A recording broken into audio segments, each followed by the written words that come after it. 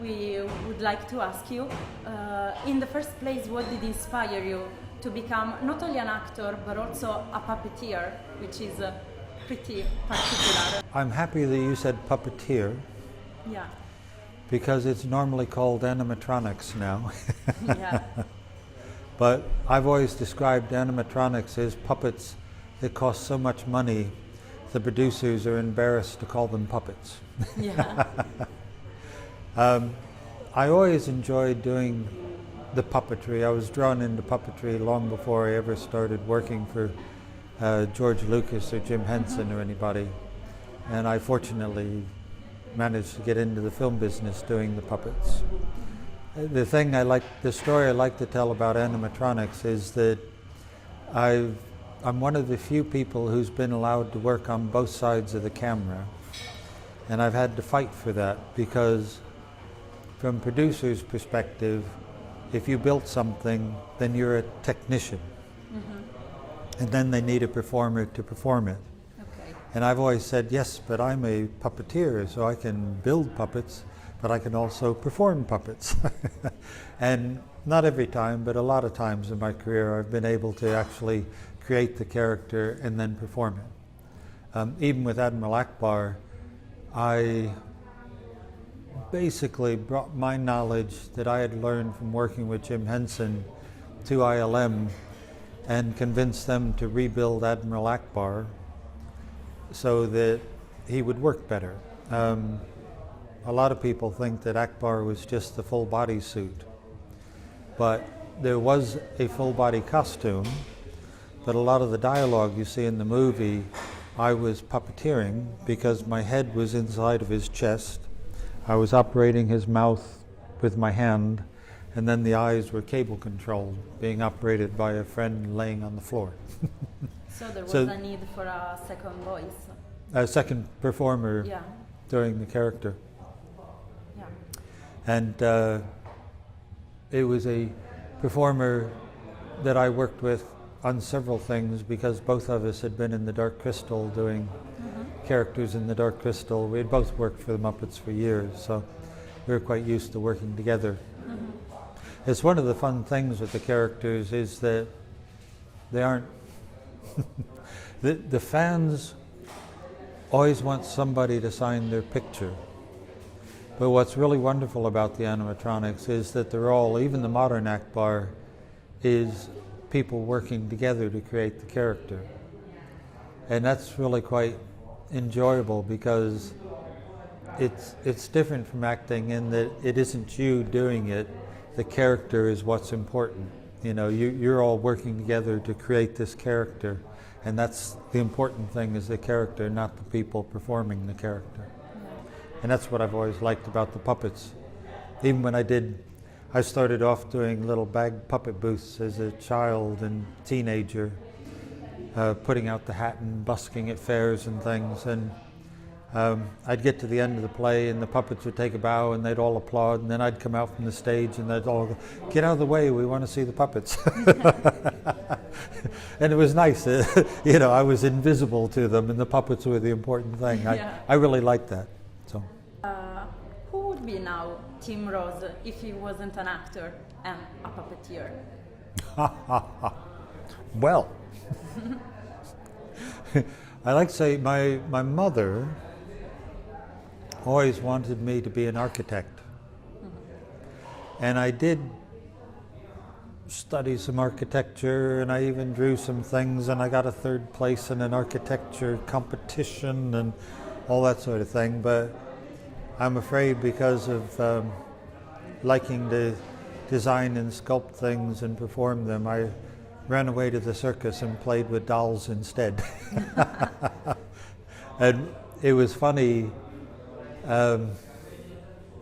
you reach that point in your life, they call it in English they call it the midlife crisis. I don't know what it is in Italian, but I was feeling like, you know, the animatronic career was definitely being bashed about by computer graphics. There was a lot more work going to computer graphics people and less work coming our direction. So was I going to make it to retirement age still earning a living the way I'd been earning a living? And these questions were all going up, and at that point it was, why didn't I listen to my mother and become an architect? Yeah.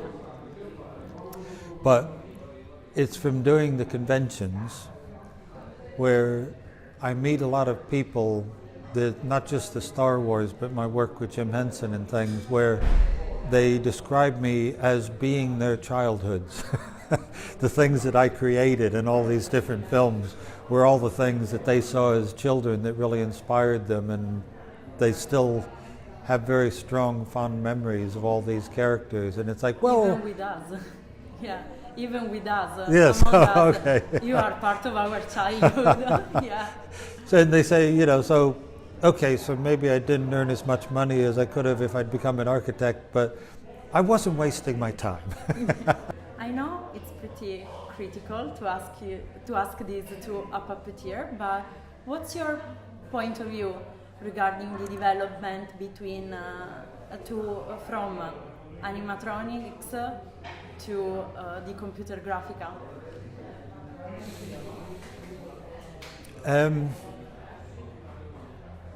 We've gained a better ability to visualize things. When we were doing a lot of our work in the 80s, we would create a character, but we'd have to spend just as much time trying to work out how to hide the mechanics of the operation, because everything had to be done in camera. So computer graphics should have been a better way to go. Yeah.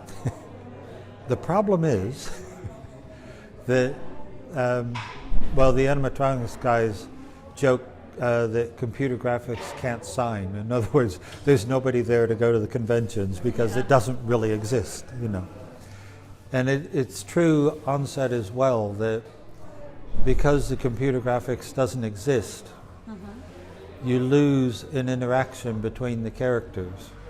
When the animatronic characters are there on set, if the actor does something that's not exactly what the script said, but it's good, you can pick up on it and you can instantly react with it, and the two of you can go and you end up creating something even more magical than what you were trying to film when you first started turning the camera over. What I've seen over and over again with computer graphics now is you get the actor getting the inspiration, but they're talking to a green ball. Yeah. And they start to do something that they feel is right, and the director runs in and goes, oh, I'm sorry, you can't do that because the character you're talking to has already been drawn, so therefore you have to do it exactly like this, or it doesn't match up with what's already been done. In other words, you're going to cost us a lot of money if you change anything. And I think that it ends up regimenting the flow of the script and the flow of the storyline, and you lose what Jim Henson called magic moments. Yeah.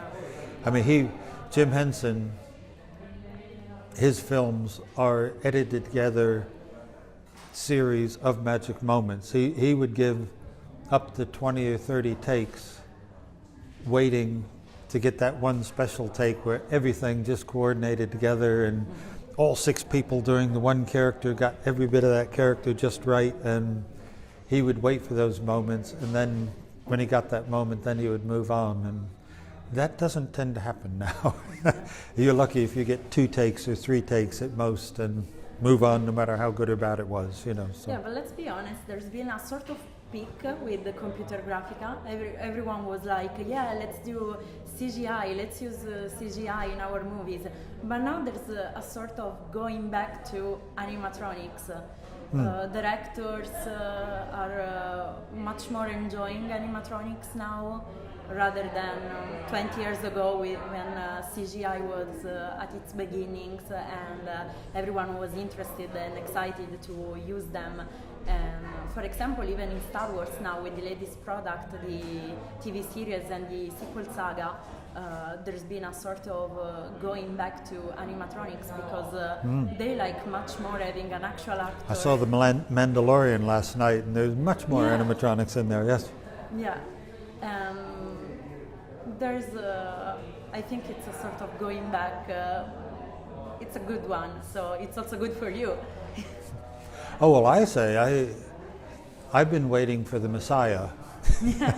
And that's the person who understands animatronics really well, understands CGI really well, and knows when to use which one. And at the moment, that doesn't tend to happen. Like, the important characters get given to CGI, and then if he's not that important character, we'll let animatronics do it. Now, the irony of that is our characters were getting more and more complex. The problem of hiding the mechanics, of hiding how they were operated, became more and more difficult. With CGI, the simplest thing CGI can do is just take out little bits you don't want to see around the edges. So animatronics could go back to much simpler puppets, could go back to Bunraku characters who are controlled by rods, and then you could just make the rods disappear. Yeah. So you could have the best of both worlds. You could have an animatronic character that's totally alive and interacting with the other characters, but you could have that magic of CGI, so you hide the way that it's operated. But there's nobody, the Messiah has not come yet, who understands how to use both of those medium together. The possibility of putting the two of them together could create something better than either one of them on their own, but nobody's quite done it yet. But we'll get to that, I'm sure. I'm hoping there's somebody out there who will sure we'll get to that. who'll get it. I got invited to the Netherlands for the Last Jedi. It was a convention that coincided with the opening of Last Jedi in the Netherlands. Okay.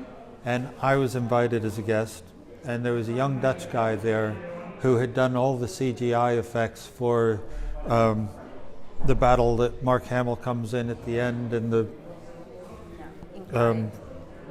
they're flying across the planet and it's turning red under him and all that. And he had done all that stuff. And he was talking to me about, in their effort to get things more realistic, they had built entire bits of set so they could see how the sand would actually move when an object ran over the top of it.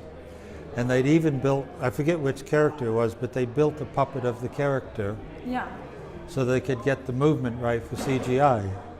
And I just looked at him and I said, so you already built the puppet, why didn't you just paint it and shoot it instead of, to me it seemed you'd spent all this time and all this money just to make something that you're now copying to make it, and it's like, don't you understand? You were there already, why did you have to copy it? So that's, it amused me that that's where things are at. They went as far as to actually make the puppet, but it was only just so they could film it, so they could draw over the top of it to make it look like CGI. Well, go figure. About your experience, is there a difference between being a puppeteer in a TV series rather than a movie? I really like doing the TV series. I did a series called Wizard vs. Aliens. Yeah. And I was the Necros King. They originally asked me, could you build us a Jabba the Hutt? And I said, obviously I couldn't, because he belonged to somebody else. So therefore, but what they wanted was a big over-the-top character. So we built them. It was just the head and shoulders of this alien that was 12 foot tall and 15 foot wide. And he was so fat and gluttonous that he'd eaten his way into his spaceship and he couldn't get out of his spaceship. He basically filled the spaceship. The reality was that meant all we had to do was build the head and the shoulders and then put him in a nice little oval ring. And we were able to do it for the budget we had for the TV show, because you didn't have to see the other 30 foot of the character behind it. But it worked really well. And when we did the screen test, I said, what do you want me to do? And they said, well, we just want to see it on the set and see how the colors match up. And how I had two children, Varg and Lexi. Lexi was Gwendolyn Christie, who was Brianna in Game of Thrones and all that. She was my daughter. And so they put the three of us together on the stage, and I said, do I have a microphone? And they said, oh yeah, you got a microphone, you can talk if you want to talk, but we don't need that, you know. They didn't care about it. But they didn't realize they'd given me a microphone. So I gave them the old Muppet razzle-dazzle-em routine, and I brought this character to life behind Varg and Lexi, and I started going, and I didn't stop for about 3 hours. And all the producers from the studio all had to come down to see what was on stage 7, and all the people from Doctor Who had to come down and see what was in this studio, because as much as they'd all worked on different projects, it had been a long time before anybody had actually been in the same room as an animatronic when it was alive. Yeah. If you know what I mean. They found it amazing that this massive big thing was like alive and talking back to them while they were talking. I mean, with Varg and Lexi, he was sitting there and he goes, "Oh, Varg, Lexi, I wish your mother was here to see you. You've grown up into such beautiful people. I never should have eaten her." Things like that, you know. I just kept going on what a Necros king would be like. And I did it in a much deeper voice, but it hurts my voice, so I won't do the real voice. So, but it was fun. So it's not always about the money. It's about doing what you can with the budget and knowing what to do. I mean, that's what I've learned in 40 years. I just made he was a full body suit bear. And he was very simple. He's had a set of eye blinks, but instead of having the eyes straight like that, you cant him out like that, so when they blink, he just looks slightly sad and forlorn. And the mouth was a double pivot mechanism, so although the guy was just operating it on a trigger, when it talked, the nose moved and the whole cheeks moved and everything. And I joked about, it's taken me 40 years to learn how to make something that simple that works that well. If I only knew that 40 years ago, I could save myself a lot of time, you know. Yeah. Well, there's a difference. Instead of being a proper character with your face, you have to learn the movements with another face. So, yeah, that takes some talent. Over my whole career, Yeah. particularly in commercials. Oh, really? You also did the commercial with... Oh, I did loads of commercials, yeah. I did an Italian commercial. Oh, really? Hall's eucalyptus drops. Okay. And the guy puts a drop in his mouth and the eucalyptus fumes come out. And he had a moose's head on the wall and a bearskin rug on the floor, and the power of the vapor brought these two things alive, so they're talking to him, you know, talking back to him. So yeah, that was an Italian commercial I did. But what would happen with commercials was that there's always been this thing that puppeteers aren't actors, they aren't as good as actors. I don't think But I say this because of what you were saying, because in fact, we have to be better than actors. Exactly. Because we're doing a performance, but at the same time we have to find the limitations of our character and learn how to do the physical actions that will make you see a living creature when you're looking at us. Exactly. So you have to play with your audience's mind. And I've always joked that it's good to have a frontal lobotomy, because this side is acting and this side's being a technician going, well, if the eyebrows go up when I say this and the cheeks smile, you know. So there's like a whole technical side to the puppeteering that has to run simultaneous with your acting performance. And it's tricky to do well. It takes practice, yes. Yeah. Yeah. But I think it's taking a lot more talent doing that, and because it's much more difficult. Yes. Yeah. So I think that. Yeah. Admiral Ackbar. Exactly. The original Admiral Ackbar, his hands, he has very long fingers on his hands. Yeah. But with the original character, we didn't have time to make any articulated fingers or anything. So his hands were very latexy, very rubbery. So Ackbar has this stance that he does that looks very good and very in charge, because he rolls his hands up and he puts his fists on his hips and he stands there in charge. The truth was, I was trying to hide the fingers because he looked less alive if his fingers suddenly started going like that when they wiggled around. So if you see the original Ackbar, he either was standing like that hiding his hands, or the hand was double-sided tape onto a bit of the set, or so just technical things like that. You know, you find out what the character does well, what it does badly, and you make sure you don't show the bad things. It's amazing. Now the new Ackbar, you didn't get to see him much, but there was a Spanish guy that works with us now, and he got into the film business because he saw a movie that I'd done as a child, Return to Oz. Yeah. And that inspired him to want to be in the film business. Amazing. And he is now, and he was working during the Star Wars movie. So I went over to him and said, Have, could you make me a set of articulated fingers for Ackbar? Because I always hated his fingers, you know. So Have made me, even though the boss didn't know he was spending extra time on this, he made me a set of articulated fingers. So instead of hiding them with the new Ackbar, I had him like this, and he was playing with his waddles under his chin. Yeah. Look, my fingers work. After 40 years. After 40 years, I finally have fingers that work. Yes. Yeah. So. Have you ever thought that Admiral Ackbar would have become so loved, important, famous? No.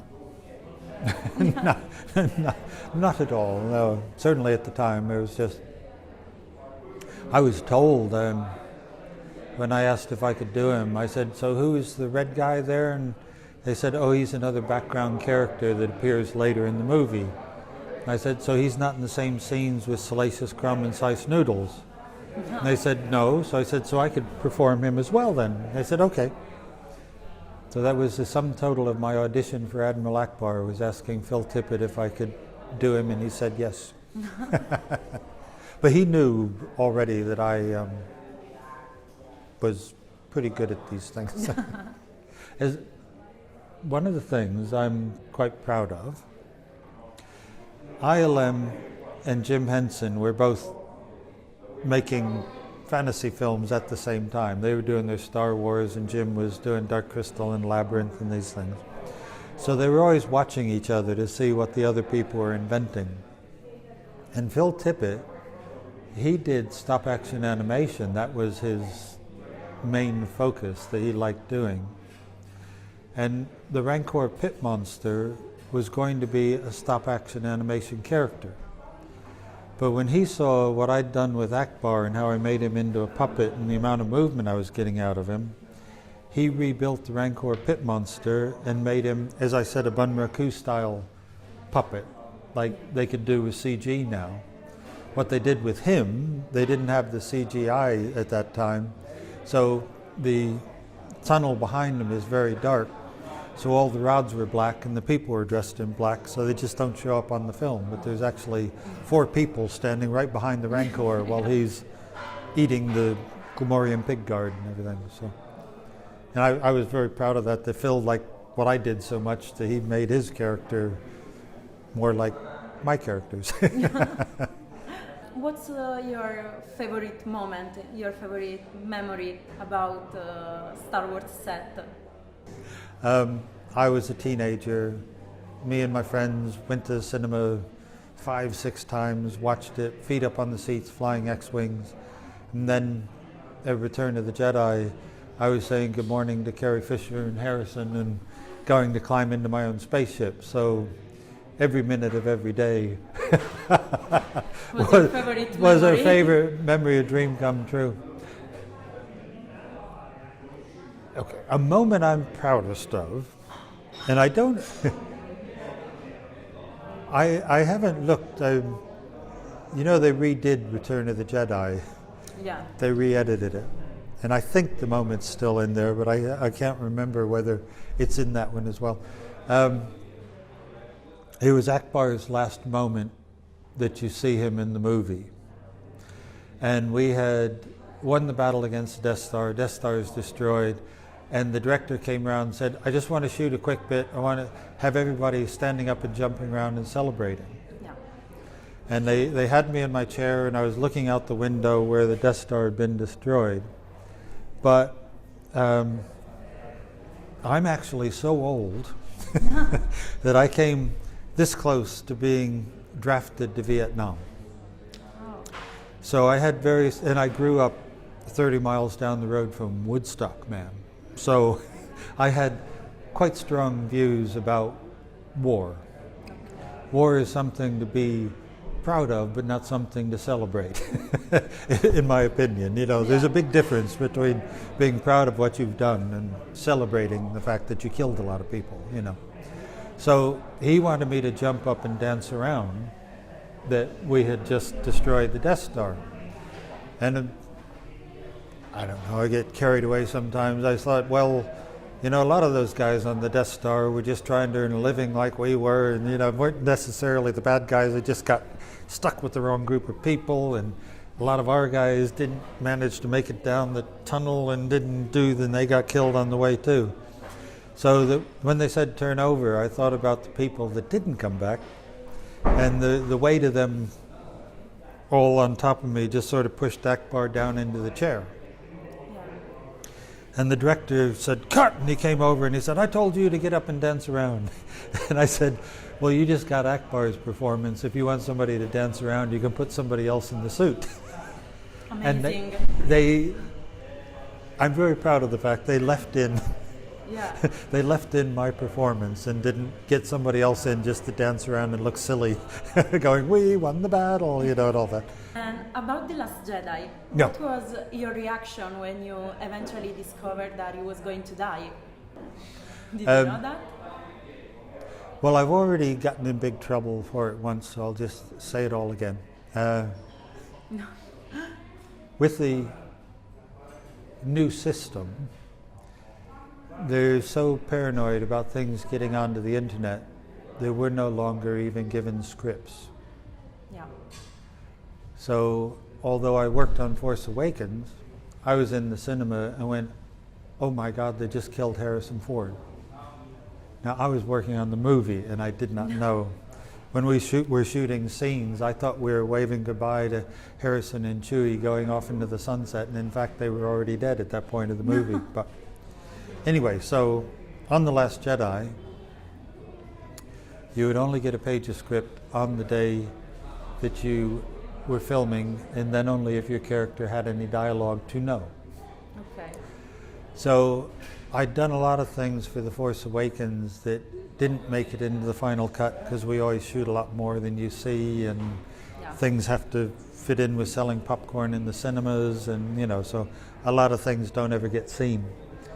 And I was kind of hoping that Ackbar would get something just a bit more heroish, a bit more Ackbarish to do in The Last Jedi. And the lady came over to give me my page of script, and I went, haha, I have dialogue today, maybe I'm doing something important. Ackbar is going out the window. Okay.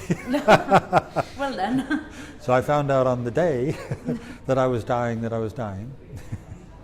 The story that has caused problems was that when we got done with all of the filming bit that we were doing in the suits, they asked could I stay in the costume and come down to the camera. So I thought, oh, well, they're going to say, you know, oh, thank you for being Ackbar for 30 years and whatever. They handed me a cutout of the Millennium Falcon with the day and the scene number on it and said, we thought it'd be really funny if you looked at camera and said, it's a wrap. So Ackbar looks at camera and goes, it's a wrap. Well, inside the costume, I was in tears. Because I thought, so this is the end of Ackbar as an internet meme joke. You know, and that was, they thought it'd be really funny, so. Well, actually the reaction of the public was pretty strong because everyone loves Ackbar. I am the first person that actually cried when I saw that Ackbar was going to die. I was like, really? I can't believe That's what I said, really? What did I do wrong? Who did I upset? Can I apologize? How do you prepare yourself for a role? When, especially for the fact that we have talked about the difficulties in being a puppeteer, the limits, being half an actor and half a technician. and you have done a series of roles that are pretty different one from another. It goes back to what I was saying about animatronics do a lot of things really badly and some things really good. And you prepare yourself by rehearsing with the figure, finding out what it does really well. And in fact, from a very early stage, I don't want to sound crazy, but they actually tell you what to do. You know, by the physicality of them, by the things that they do well, it also starts to establish the personality, and the two just kind of work together. As you're working and looking at the monitor and seeing what looks good, then the character starts telling you who they should be. So it's just a matter of listening to it and trying not to make it do something it doesn't want to do. It's like a direct experience on set already. Yeah. But I was doing a convention in Australia, and they had only just announced that The Force Awakens was going to be made. Okay. So the Australian fans were going, "Oh, is Ackbar going to be in the movie? Are you going to be Ackbar again?" And I laughed and said, "Well, of course they don't really talk to me much these days, so if Ackbar is going to be in the movie, then it'll probably be played by somebody who is my age when I did Ackbar, which was about 25 years old. Because at the time they were talking to me, I was 59 years old, so because I'm 63 now. So then they actually called me up and said, would I do Ackbar again? And of course I said yes. But you're talking about what you do to prepare for a role. Yeah. The first thing I did was go up to my workshop, pull my bicycle down off the wall and pump up the tires and start doing some serious mileage. Because being inside of one of the costumes is extremely physically demanding. Yeah. I got in trouble on the internet once again because my talks at these conventions get filmed and then they get put up on the internet and everything. And I couldn't talk about, this was another convention, I couldn't talk about The Force Awakens, so I said, I'll talk about what it's like being in the costume. Mm-hmm. And I thought about it a little bit and I realized that what we put up with voluntarily is not dissimilar to the torture techniques of Guantanamo Bay.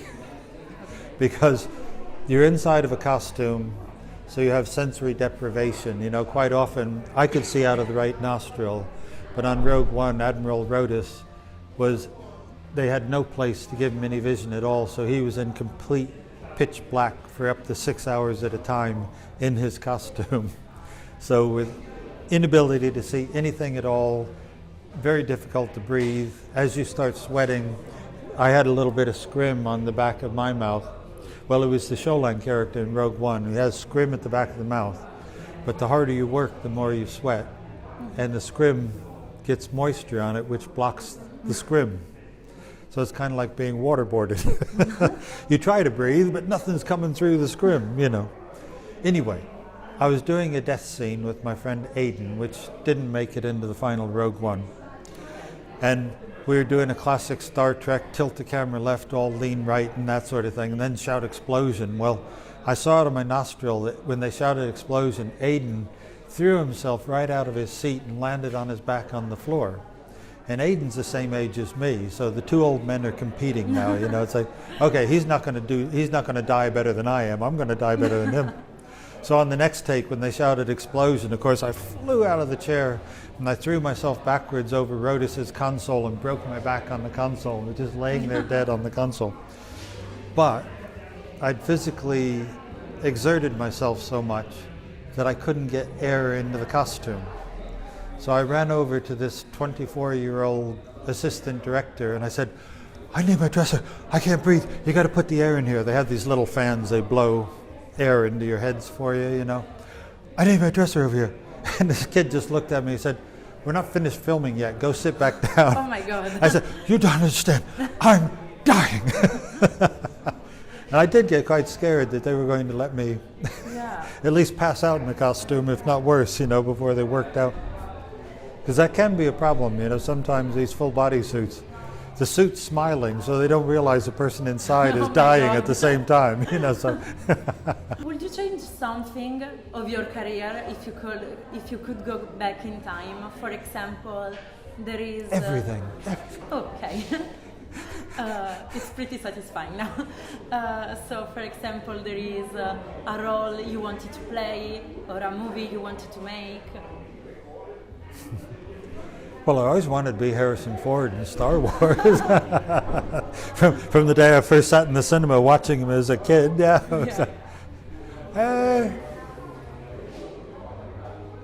Yeah, but there's no point going there. It was funny when I first started puppeteering with Jim Henson. He let you come to the dailies. You know, all the film you shot, they would show at nighttime. They'd show the previous day at night, and you'd get to see it. And when I first watched myself perform, because I'm perfectionist or picky or whatever, I would watch the performance, and it was so painful to watch that I would end up in the chair in a complete fetal position going, oh, please let me do it again. And that's the first thing that you have to learn. You have to do it as best as you can, but you're never going to do it as good as you maybe could have done it if you had an infinite number of takes or whatever. So yes, I would like to redo my entire career and pick up on every time that I should have grabbed that opportunity or not made that mistake or done. Okay. But that's not going to happen, so we try not to dwell on these things. I've done okay for what I've done. So. One last question. You said that many fans go with you in convention and say that you basically made their own childhood. But there is maybe one particular moment, one particular favorite moment regarding your experience with fans.